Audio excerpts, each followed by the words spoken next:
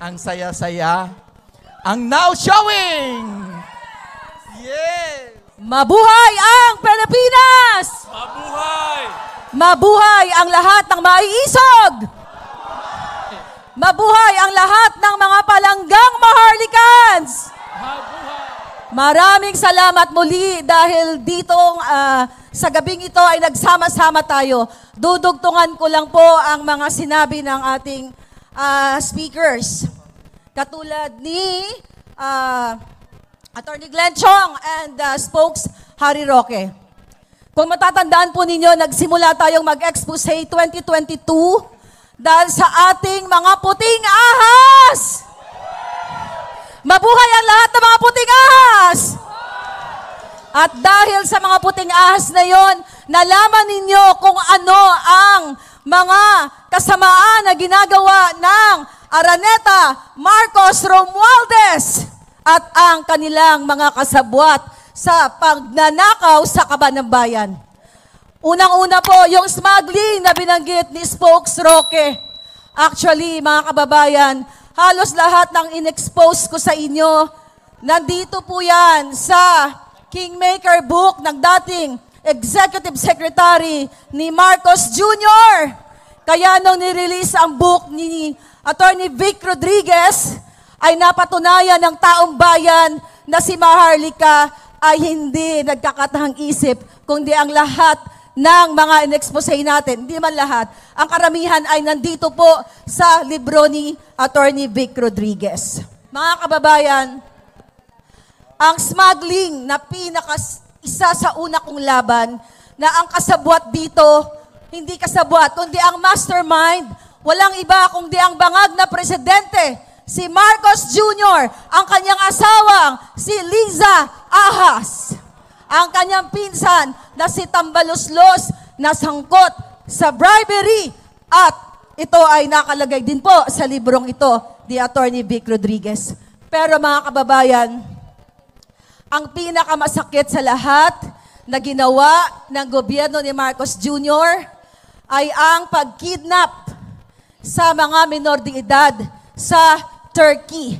Ginamit ni Marcos Jr., lalong-lalo na Liza Araneta Marcos, ang kapangyarihan ng gobyerno para makipagsabwatan sa kanilang kaibigan o kasabwat sa mga iligal na negosyo, para mandukot ng mga kaawa-awang mga bata, actually 2 bata, mula sa Turkey, na ito lamang ay domestic problem ng mag-partner. Pero pinanghimasukan ni Liza Araneta Marcos at nakipagsabwatan sa iba't ibang ahensya ng gobyerno, sa DOJ, sa DFA, sa lahat ng ahensya ng gobyerno na pwede niyang kasabwatin para maisakatuparan niya ang pandurukot sa mga kabataan o sa 2 bata sa Turkey. At hanggang ngayon po, ang ina ng mga bata na tinatawag kong distressed mother ay natatakot sa kanyang buhay dahil katulad ko, katulad ni Attorney Glenn Chong, katulad ng mga nakikipaglaban na maiisog, kami po ay gustong gurgurin ng bangag na gobyernong ito dahil hindi po nila kayang tanggapin na ang taong bayan ay gising na sa kanilang mga kawalang-iyaan. Liza Marcos, kidnapper! Yes! Liza Marcos, Kidnapper! Liza Marcos, Kidnapper! Yun, mga kababayan, talaga naman, akalain mo, isang ina na dapat ay puprotekta sa kanyang mga sinakupan. Bilang isang First Lady, sana naprotektahan ang ating mga kabataan dahil sila po ay nangako na kayo ay ibangon. Pero imbes na ibangon, ay nilubog nila ang Pilipinas at hindi lang yon, nandukot pa ng mga bata. Wala pong inang matino na gagawa ng pangingidnap gamit ang puwersa ng gobyerno. Kaya dapat na po talagang mawakasan na ito. Alam ko, excited na kayo sa ating Pulburon movie. Yeah.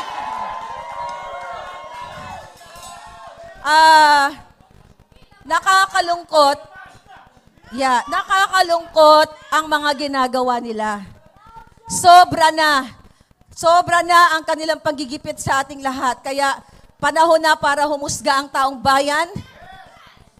Panahon na po na kailangan manindigan kayo, lumabas kayo, yung mga nanonood sa atin sa X, YouTube, Facebook, mga palangga, I'm here. Kasama ang mga matatapang, Spokes Roque, Attorney Nedo, and Attorney Glenn Chong at lahat ng mga palangga ko. Hindi po kami magpapagurgor, hindi po tayo magpapagurgor sa bangag na presidente at sa mga ahas na nakapaligid sa kanila dahil ngayong araw, tayo ang gugurgor sa kanila. Sobra na. Alis na. Kaya Sobra naman, mga palangga, na. Alis na. alis na. Kaya naman, hindi ko na patatagalin dahil ito ay pinaka-importanting tao na sinuportahan natin. Ang ating pinakamamahal na Presidente Rodrigo Roa Duterte, nakasama natin sa ating laban. Makakasama po natin siya ngayong gabi. Actually, nandiyan siya. Mayor! Chika lang. Anyway, mga kababayan, gusto kong pasalamatan si Pangulong Duterte sa kanyang pakikipaglaban at pagiging boses natin, even though na sana po ay retired na siya, nag-enjoy na lang siya sa kanyang buhay, pero dahil hindi niya kayang makita na kayo ay ginigipit, lalo na ang mga KOJC members at ang mga Pilipino na hindi na kayang bumili ng masustansyang pagkain at lahat-lahat ng klasing uri ng korupsyon ng Bangag Junior na ito, kasama natin ang pinakamamahal na Presidente Duterte. Kaya naman, eto na siya.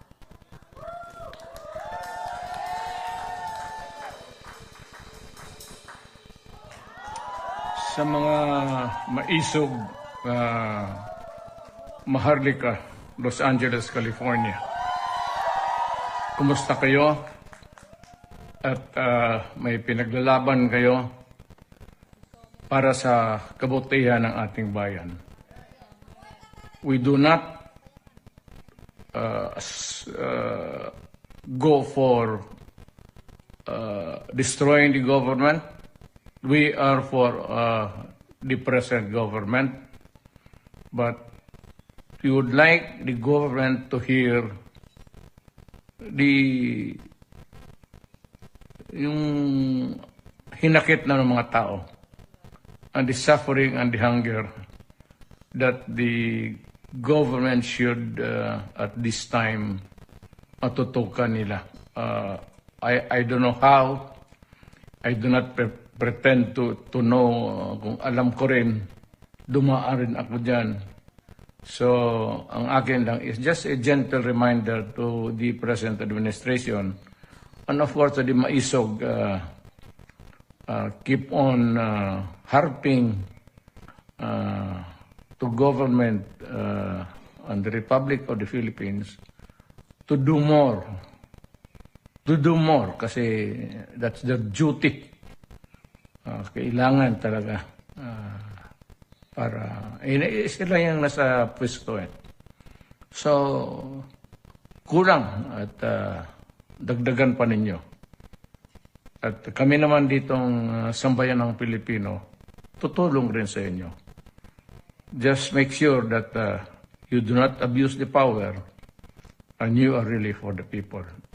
And we are with you, the government of the Republic of the Philippines, including President Marcos. Salamat po. Salamat, Pangulong Duterte! Mabuhay ang Pangulong Duterte! Grabe, talagang nakaka-touch ang mensahe sa atin ng Pangulo. Do more! Kaya naman, nandito tayo ngayon to do more! Do more. Yeah, I know, excited na kayo sa ating video. Pero bago tayo magtuloy-tuloy, gusto ko kayong pasabikin muna. Gusto ko po kayo lahat ay maging kabahagi nitong susunod na awit. Lahat po, please, itaas natin ang ating mga flaglets. At kailangan dito ay umindak kayong lahat. Wala pong mali-left out sa ating hanay, sa ating grupo. Lahat po tayo ay pamilyang mga maiisog. Kaya